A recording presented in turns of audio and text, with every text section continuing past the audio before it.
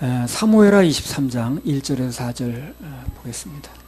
이는 다윗의 마지막 말이라. 이세 아들 다윗이 말함이요 높이 올린 자 야곱의 하나님에게 기름 부음 받은 자 이스라엘의 노래 잘하는 자가 말하도다. 여호와의 신이 나를 빙자하여 말씀하심이요 그 말씀이 내 혀에 있도다. 이스라엘의 하나님이 말씀하시며 이스라엘의 바위가 내게 이르시기를 사람을 공의로 다스리는 자 하나님을 경외함으로 다스리는 자여 저는 돋는의 아침빛 같고 구름 없는 아침 같고 비 후의 광선으로 땅에서 우미 돋는 새풀 같으니라 하시도다. 오늘은 방금 읽은 이 본문을 중심으로 우리 인생에 대한 올바른 생각 이런 주제로 말씀을 받도록 하겠습니다. 우리 인생을 어떻게 생각하는 것이 올바른 생각인가? 하나님의 자녀들이 인생에 대해서 올바른 생각을 하는 첫 번째는 뭐냐면 우리는 세상 사람들과는 가는 길이 다르다는 것입니다. 이걸 분명하게 아셔야 돼요. 세상 사람들이 가는 길과는 우리는 같다 다르다. 다릅니다. 사무엘하 23장 1절에서 4절 이는 다윗의 마지막 말이라. 이세 아들 다윗이 말함이요 높이 올리운 자 야곱의 하나님에게 기름 부음 받은 자 이스라엘의 노래 잘하는 자가 말하도다. 여호와의 신이 나를 빙자하여 말씀하시며 그 말씀이 내 혀에 있도다. 이스라엘의 하나님이 말씀하시며 이스라엘의 바위가 내게 이르시기를 사람을 공의로 다스리는 자 하나님을 경외함으로 다스리는 자여 저는 돋는 해 아침빛 같고 구름 없는 아침 같고 비 후에 광선으로 땅에서 우미 돋는 새풀 같으니라 하시도다. 자, 우리나라 속담 중에 사람이 죽을 때 깨끗하게 죽는 거, 그걸 오복 중에 하나라고 그래요. 고종명이라고 있습니다. 죽을 때 깨끗하게 죽는 거예요. 그렇겠죠, 그죠? 복이죠. 그냥 어렵게 죽는 것보다. 사람이 살아서 좀 어렵게 지냈다 할지라도 죽을 때 깨끗하게 행복하게 죽으면 진짜 복입니다. 그거. 나도 이렇게 기도하고 있습니다. 뭐 요양원 가서 장기간 이렇게 있지 않고 입원해가지고 무슨 여기저기 꽂고 이렇게 오랫동안 있지 않고 언젠가 한 번은 가는 건데 주님께서 깨끗하게 안아주시면 너무 감사하겠다고. 뭐 그 전에 주님 오시면 더 좋고요. 특히 사람은 죽을 때 마지막에 무슨 말을 하고 죽느냐, 그것이 그 일생을 한마디로 마감을 해요. 뭐라고 말하고 죽느냐. 어떤 사람이 세상에서 아무리 대단한 일을 하고 어떤 업적을 남겼다 할지라도 그 죽을 때 남기는 말이 시원치 않으면 그 인생은 별로 가치가 없는 거예요. 사무엘하 23장 1절 이는 다윗의 마지막 말이라. 이세 아들 다윗이 말함이요 높이 올리운 자 야곱의 하나님에게 기름 부음 받은 자 이스라엘의 노래 잘하는 자가 말하도다. 다윗의 마지막 말이라고 그랬습니다. 한마디로 하면 유언이라고 보면 되는 거죠. 그죠? 마지막 말이니까. 뭐 그들이도 살아서 몇 마리 더 했는지 모르겠습니다. 마지막 말이라고 그랬으면 공식적으로. 그래서 유언으로 보면 되는데 여기를 쭉 읽어보게 되면 그 다윗은 살아있을 때 그 생애 동안 계속해서 하나님 마음에 합한 사람이 됐지만 그가 남긴 마지막 말이 참 이 보면 멋있어요. 유언이 정말 멋있습니다. 죽는 순간까지도 하나님을 높이는 거예요. 나를 인도하셨던 하나님, 뭐 이런 분이라고 높이는 거예요. 죽는 순간까지. 5절 한번 읽어보세요. 23장 5절. 내 집이 하나님 앞에 이 같지 아니하냐. 하나님이 나로 더불어 영원한 언약을 세우사 만사에 구비하고 경고케 하셨으니 나의 모든 구원과 나의 모든 소원을 어찌 이루지 아니하시랴. 하나님이 나로 더불어 영원한 언약을 세우사 만사에 구비하고 견고케 하셨으니 마지막 순간까지 하나님께서 이제까지 자기 인생이 어떻게 해주셨는가 그렇게 간증하는 거예요. 간증하는 겁니다. 자기가 믿었던 하나님은 태어나서 죽는 날까지 평생토록 자기 만사에 구비케 해주시고 견고케 하신 분이라는 거예요. 여호와는 나의 목자시니 내가 부족함이 없으리로다. 자기 일개 목자였었는데 목동이었었는데 기름 부으셔서 이스라엘 왕까지 삼아주시고 이제 자신의 일생 중에 모든 소원을 다 이루어주신 분이라는 거예요. 그래서 한마디로 요약하면 뭡니까? 일생 동안 믿고 따랐던 그 하나님은 좋으신 하나님이시다. 선하신 하나님이라는 거예요. 그렇게 말하는 겁니다. 그래서 뭐 비단 다윗만 그런 게 아니고요. 우리 모두 똑같습니다. 하나님은 다윗의 하나님만 되는 게 아니에요. 우리 모두의 하나님이 되십니다. 다윗을 그렇게 인도하셨다면 우리도 그렇게 인도하시는 거예요. 누가 됐든 하나님 안에서 끝까지 그분을 떠나지 않고 따라가면 누구나 마지막 순간에 다 이런 고백을 할 수 있습니다. 이렇게 고백할 수 있어요. 나는 허물투성이의 인간이었지만 그 하나님은 나에게 너무 선하셨습니다. 너무나도 은혜로우셨습니다. 나는 그래서 참 행복한 사람입니다. 이렇게 말할 수 있다는 거예요. 그렇게 고백할 수 있게 되는 게 그게 하나님 믿는 사람들의 특별한 복입니다. 세상 사람은 이렇게 말할 수 없어요. 그러나 하나님 믿는 사람은 그렇게 말할 수 있는 특권이 주어지는 거예요. 특별한 복을 받는 거죠. 그러나 그 생을 하나님 없이 살아간 사람들은 그가 이 땅에서 어떻게 살았든 간에 그 마지막은 대부분 어두워요. 왜 어두울까요? 어두운 곳으로 가니까 이제. 가끔 내가 이제 예를 드는 사람 중에 그 프랑스의 무신론적 실존주의 철학자인데 사르트르라는 사람이 있어요. 그 실존주의가 유신론적 그 실존주의가 있고 무신론적 실존주의가 있는 다 같은 얘기예요. 그거 결국에 말장난입니다. 같은 얘기인데 특별히 이 사르트르라는 사람은 무신론적 실존주의예요. 살았을 때 아주 식자층에 있는 사람들, 좀 유식하다는 사람들, 대학 교수 뭐 이런 사람들에게 아주 존경을 받았던 사람입니다. 뭐 이 시대의 스승이래나 어쩌다. 이 무신론적 실존주의라는 게 간단히 말하면 그렇습니다. 뭐 복잡해 이것도 되게 엄청나게 책이 많이 나왔는데 간단히 말하면 그래요.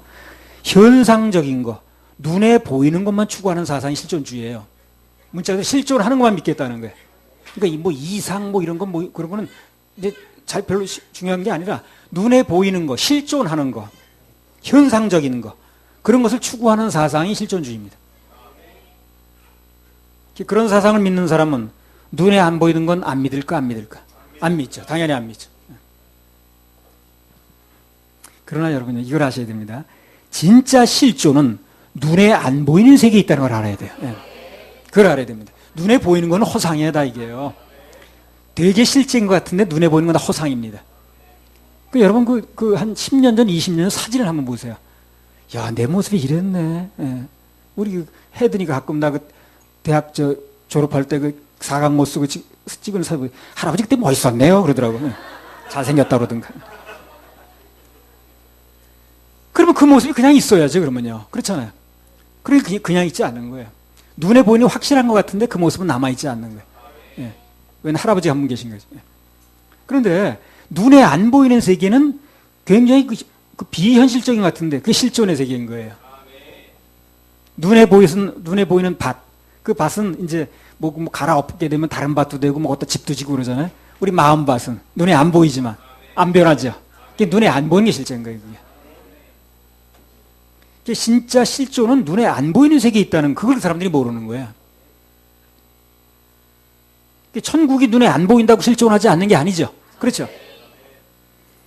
그래서 그 학문은 다 인간을 속이는 겁니다. 그게. 그래서 고학력자 중에 속는 사람이 더 많이 나오는 거예요. 그래서. 그 실존주의는요. 또 한 가지 뭐냐면 근본적으로 인간의 주체는 자기 사고라고 믿는 사람들이에요. 실존주의는요. 자기 생각이 실존이라는 거예요. 뭐 데카르트인가 그 사람은 나는 사고함으로 실존한다 이렇게 얘기를 하잖아요.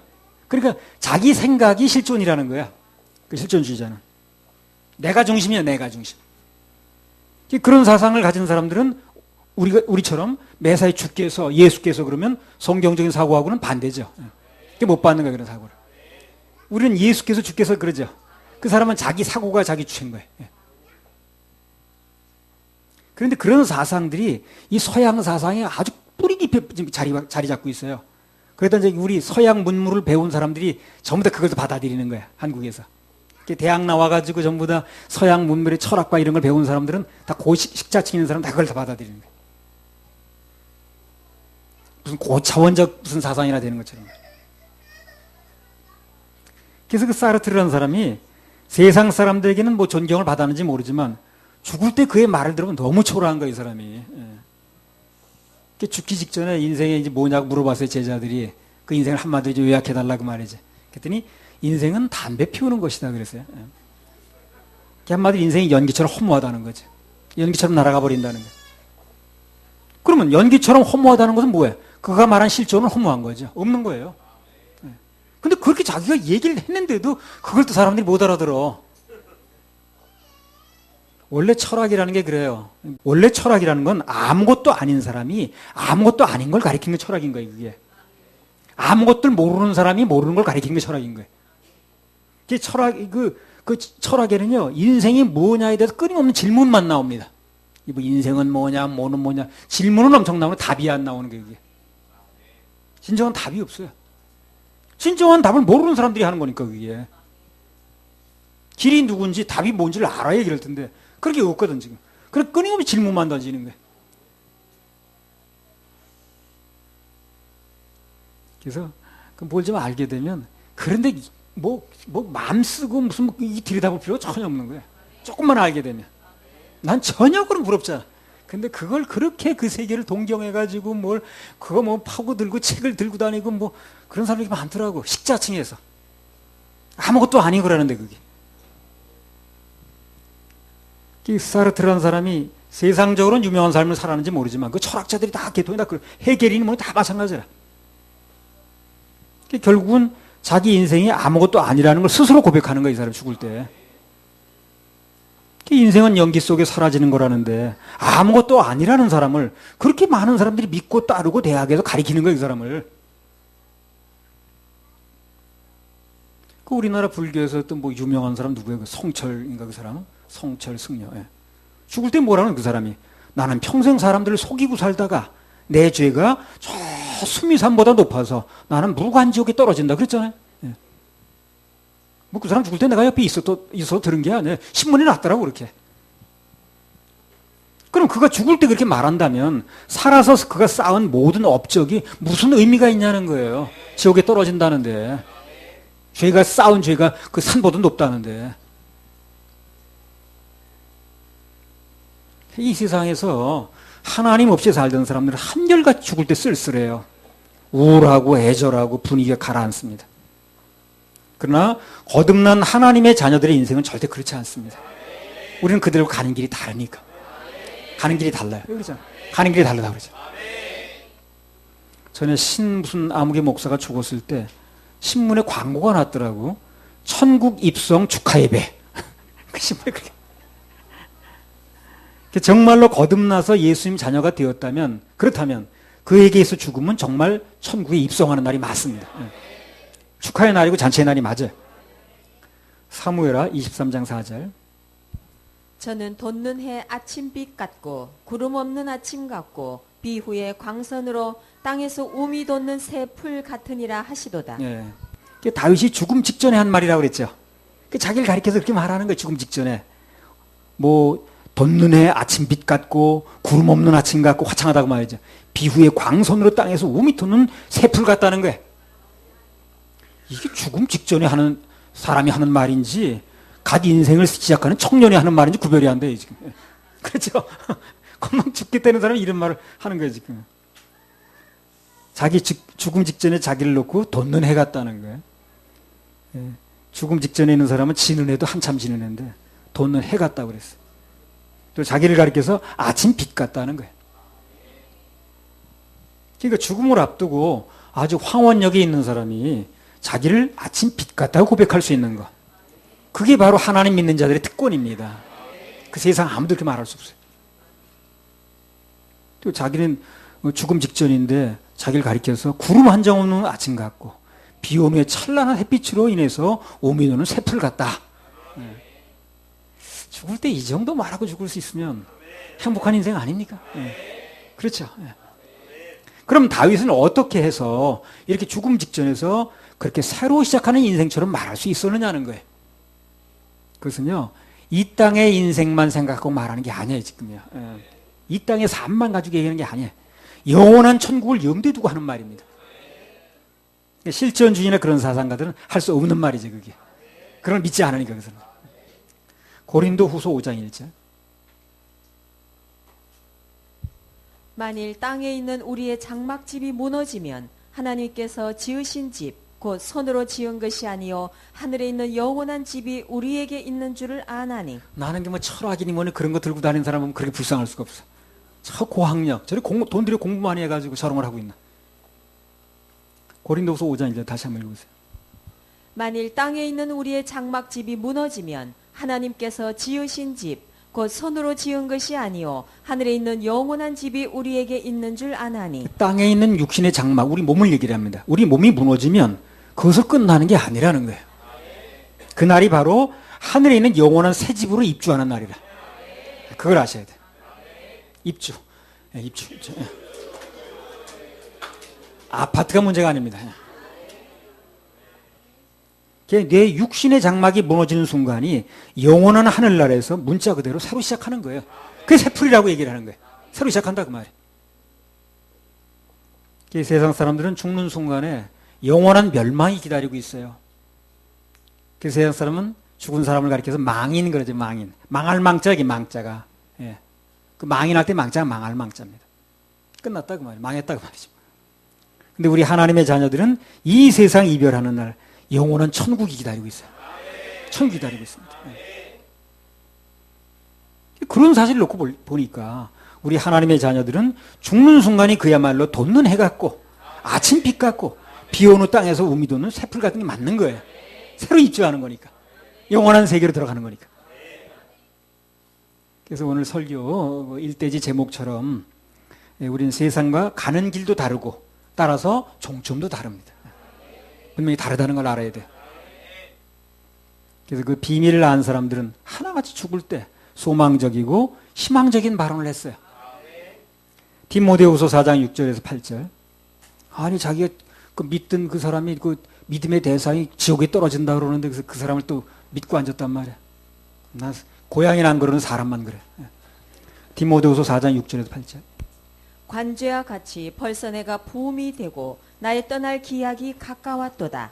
내가 선한 싸움을 싸우고 나의 달려갈 길을 마치고 믿음을 지켰으니 이제 후로는 나를 위하여 의의 면류관이 예비되었으므로 주 곧 의로신 재판장이 그날에 내게 주실 것이니 내게만 아니라 주의 나타나심을 사모하는 모든 자에게니라. 죽기 직전에 이것도 마찬가지로 죽기 직전에 바울이 그 믿음의 아들인 디모데에 편지한 내용이에요. 이게 사형 집행 당하기 직전에 관제와 같이 내가 벌써 부음이 되고 나의 떠날 기약이 가까웠도다. 무슨 어디 뭐 관광여행 간다는 게 아니야 지금요. 한마디로 말하면 죽을 때가 가까웠다 그 말이에요. 그러나 자기는 이제까지 선한 싸움을 싸우고 달려갈 길을 마치고 믿음을 지켰으니 이제 후로는 자기를 위하여 의의 면류관이 예비되어 있다. 지옥 간단 말 아니죠? 그런 말 없죠?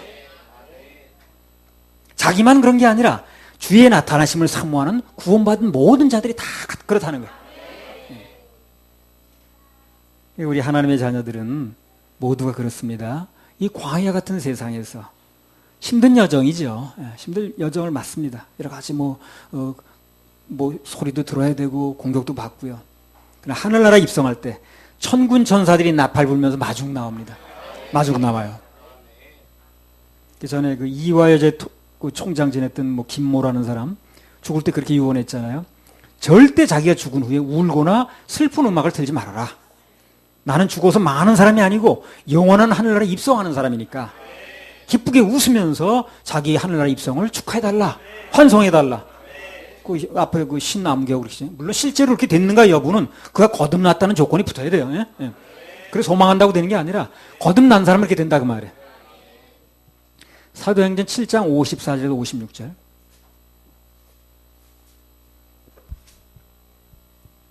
저희가 이 말을 듣고 마음에 찔려 저를 향하여 이를 갈거늘 스데반이 성령이 충만하여 하늘을 우러러 주목하여 하나님의 영광과 및 예수께서 하나님 우편에 서신 것을 보고 말하되 보라 하늘이 열리고 인자가 하나님 우편에 서신 것을 보노라 하매. 그래요. 스데반 집사가 집사가 돌에 맞아 순교를 하는데 하늘문이 열렸습니다. 그리고 하늘문이 열려 보니까 예수님이 일어서서 맞이하는 거예요. 네. 앉아 계신 게 아니고 일어섰다는 거예요. 그러니까 이제 막 하늘나라에 입성하는 거거든, 스데반이. 이 생이 끝나는 순간에 그게 끝나는 게 아니라 하늘나라에 입성을 하는 거예요. 그러니까 맞이하려고 예수님이 일어서신 거예요. 우리 귀한 손님이 오면 다 일어서 맞이하죠. 똑같은 거예요. 우리가 어느 날 생명이 끝나게 되면 예수님이 천군 천사를 통해서 우리 데려가시고, 우리 천국이 어딘지 모르잖아, 지금. 안내를 받는 거예요, 그래서. 누가 보면 보세요. 그 천사에 이끌려서 올라간다고 그러잖아.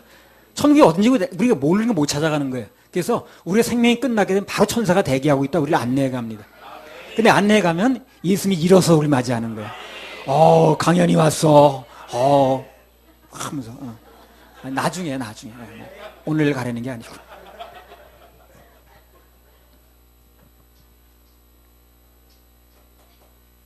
그래서 스데반이 입성하는 순간에 예수님이 일어나신 거예요. 그 천군 천사가 다 안내해 가서 천국으로 이제 안내해 갑니다. 지옥은 미끄러지고. 나 처음에 궁금했어. 그 천국이 알아야 가지. 딱 안내를 해 주시더라고. 천군 천사 중에서. 그래서 누가 보면 천사에 이끌려서 올라가잖아. 그래서 우리는 이 세상이 여전히 끝나는 순간에 우리 하늘 아버지가 천군 천사와 함께 손을 벌리고 환영하는 자리에 가게 되는 것입니다. 우리 그렇게 하실 하나님께 박수 한번 해주세요. 로마서 14장 8절.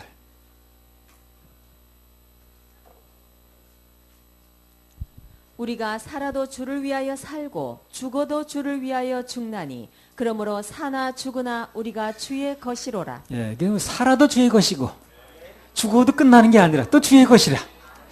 주의 것이기 때문에 주님이 계신 곳으로 가는 거예요. 이게 참 멋있는 말입니다. 살아도 주를 위해 살고 죽어도 주를 위해 죽느니 그러므로 사나 죽으나 우리가 주의 것이로다. 살았을 때도 주님의 것이고 또 우리가 생명이 끝난 다음에 주님 것이. 그분 것이니까 그분이 데려가는 거예요, 우리를. 그분 나라로. 사나 죽으나 내 주님의 것이요 하나님의 것이로다.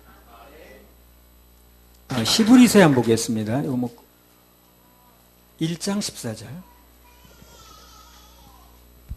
모든 천사들은 부리는 영으로서 구원 얻을 후사들을 위하여 섬기라고 보내심이 아니뇨. 우리가 이제 구원을 받게 되면요, 우리를 섬길 수 있는 매사의 보호자로서 천사를 붙여주셔요. 우리 눈에 안 보입니다. 육신의 눈으로는 안 보여요. 보이면 좀 부담스럽죠. 왜냐하면 또상 보고 있는데 얼마나 부담스러워. 그러니까 안 보이게 해주는 거예요. 부담스러울까봐. 그렇잖아요. 이혼이 화장실까지 보이고 그러면 너무 좀 불편하잖아요. 그죠? 그러니까 항상 옆에 있지만 보이지 않게 해주는 거예요. 부담하지. 우리 경호할 때 어떻게 합니까? 경호의 원칙. 피경호자한테 안 보이게 하는 원칙이죠. 경호원 가는데 그 경호원들이 막 옆에 보이면 불편하잖아요. 그러니까 안 보이게 눈에 안 띄게 하는 거예요. 부담 없이 해주는 거죠. 천사들이 그렇게 붙여지는데 단 우리 눈에 안 보이게 해줍니다. 매일 뵙는다는 말 나오죠. 한번 읽어보세요.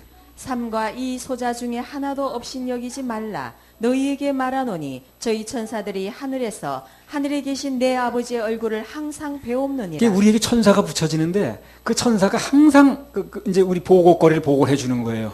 오늘 이 사람이 뭐가 어떻습니다. 오늘 뭐가 지금 어디 위험합니다. 어딜 갑니다. 무슨 어딜 가는데 저 보호를 해야겠습니다. 이런 거 다 얘기를 하는 거예요.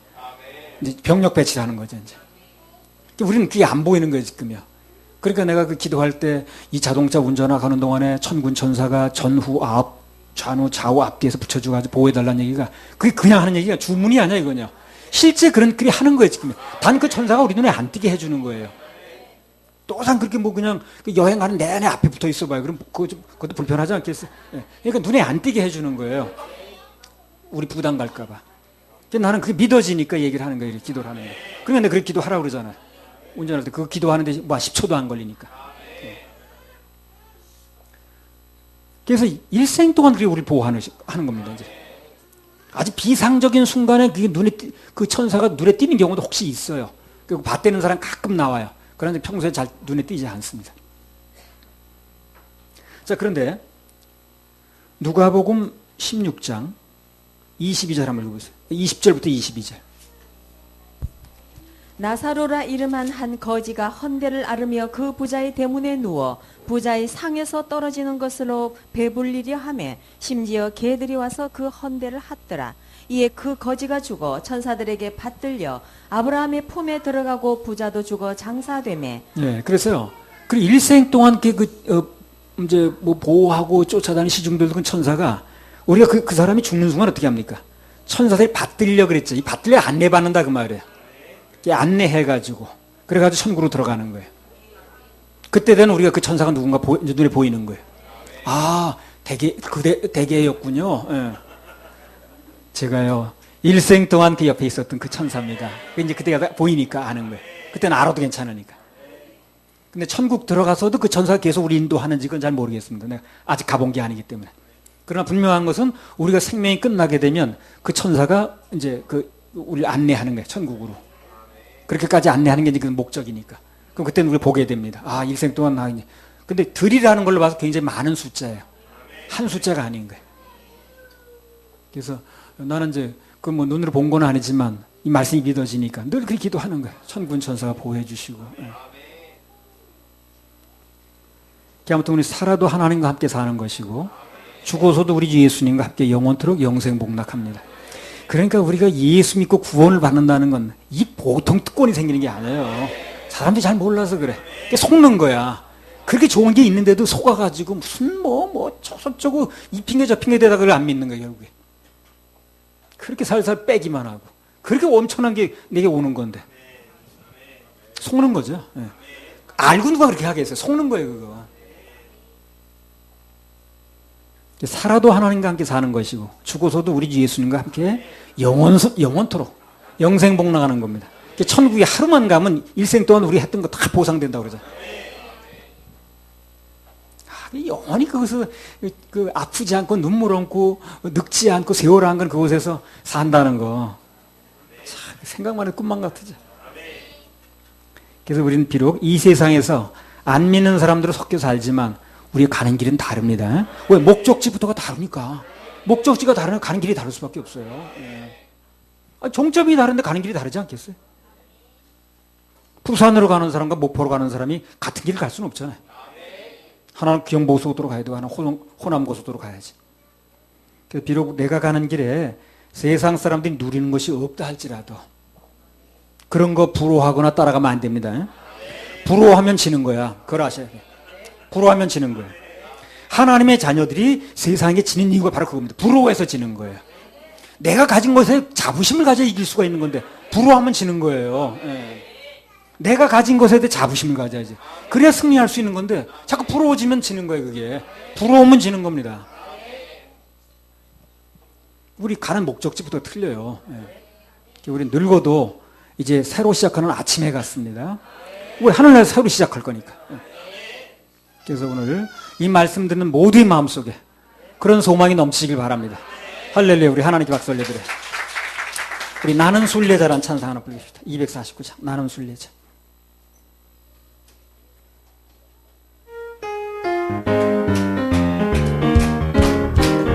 나는 순례자 나는 순례자 낯선 나라에 언젠가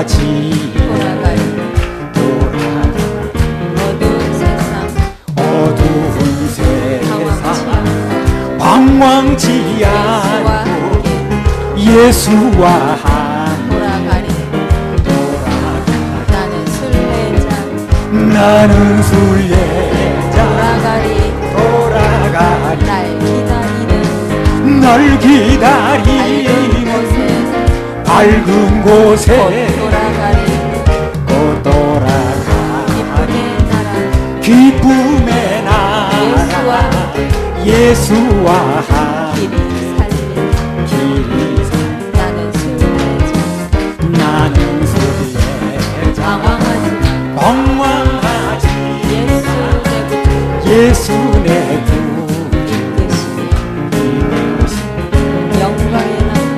영광의 나팔 소리 들릴 때 천사 날 찾아오니 나는 순례자 돌아가리 날 기다리는 밝은 곳에 곧 돌아가리 기쁨의 나라 예수와 함께 길이 살 나는 순례자 피곤한 몸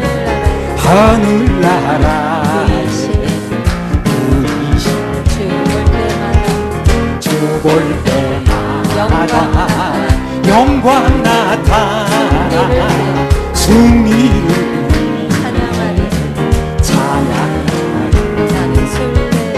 나는 순례자 돌아가리 날 기다리는 밝은 곳에 걷돌아가리 기쁨의 나라 예수와 함께 길이 살 예수와 함께 길이 살. 참 죽을 때 무슨 연기 같다는 사람하고 우리가 틀려요. 우리는요. 거기다 비교하지 말아요. 그런 인생을 아유 그것도 무슨 그냥 좀 많이 배웠다는 사람이 다 존경한다고 따라가네. 대학 가서 그런 사람을 배우고.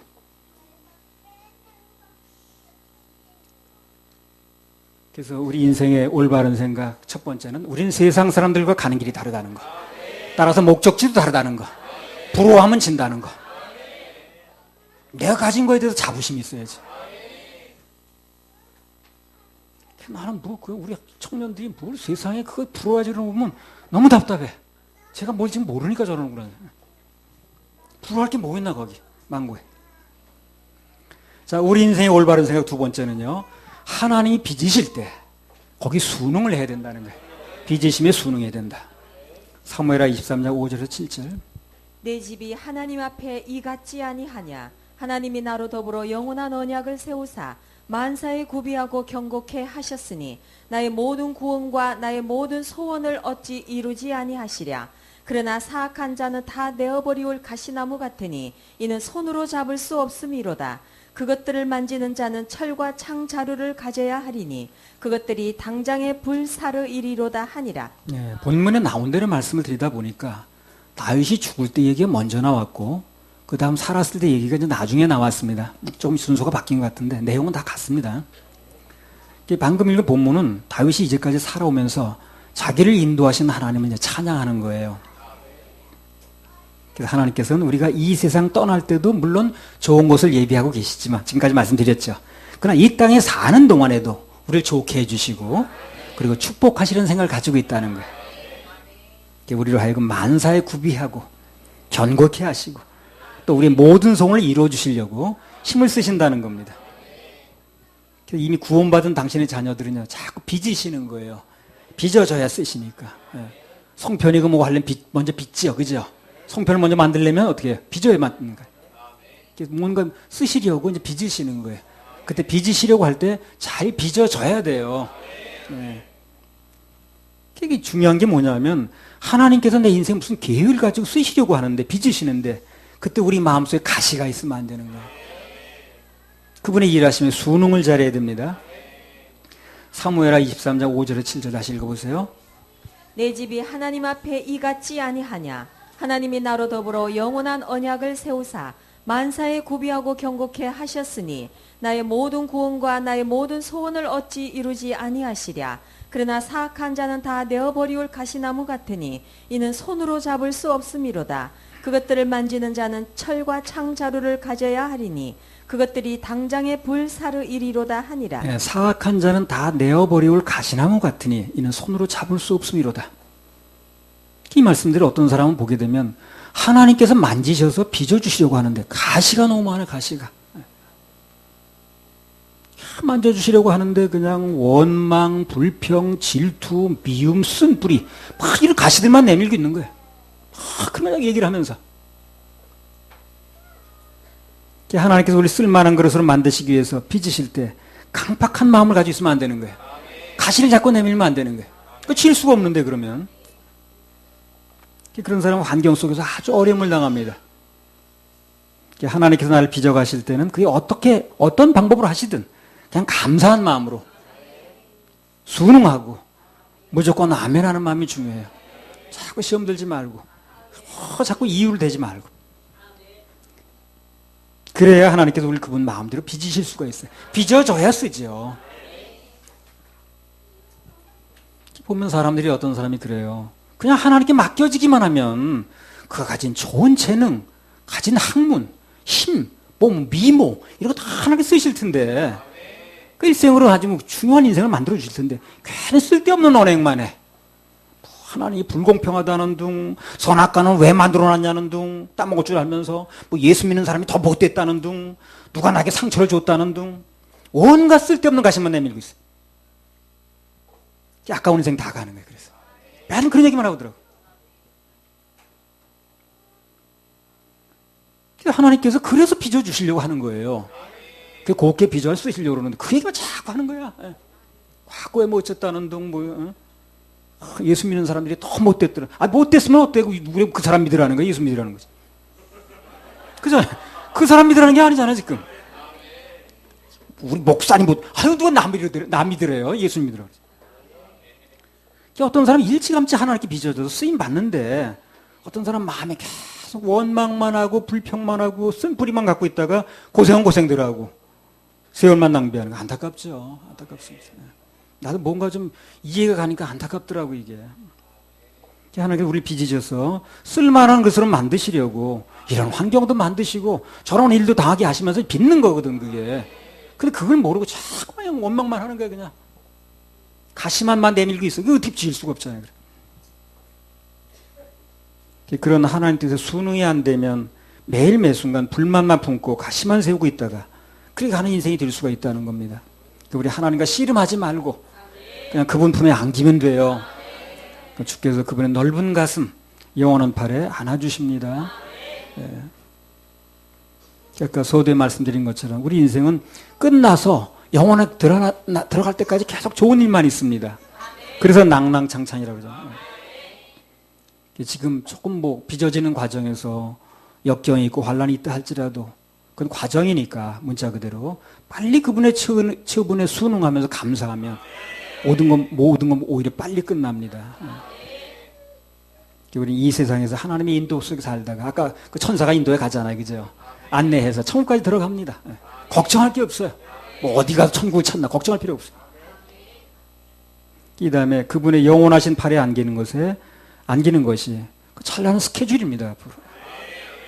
이거 지금 조금 어려움이 있다 할지라도 오늘 그분의 일하심이 나타날 때 내일 그분의 일 안아주심을 생각하면서 기쁨 가운데 사셔야 됩니다.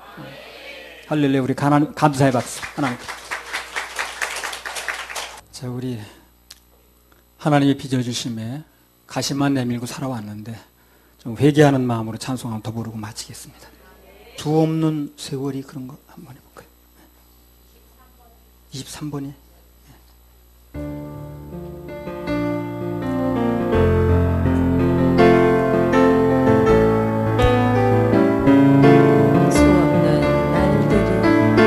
수 없는 날들 나에게 주어졌지만 이제와 돌아보니 모두 허무뿐이라. 수많은 재물들 부귀 권세도 어느 것 하나 나에게 행복을 주지 못해 이제와 후회하여 용서 비온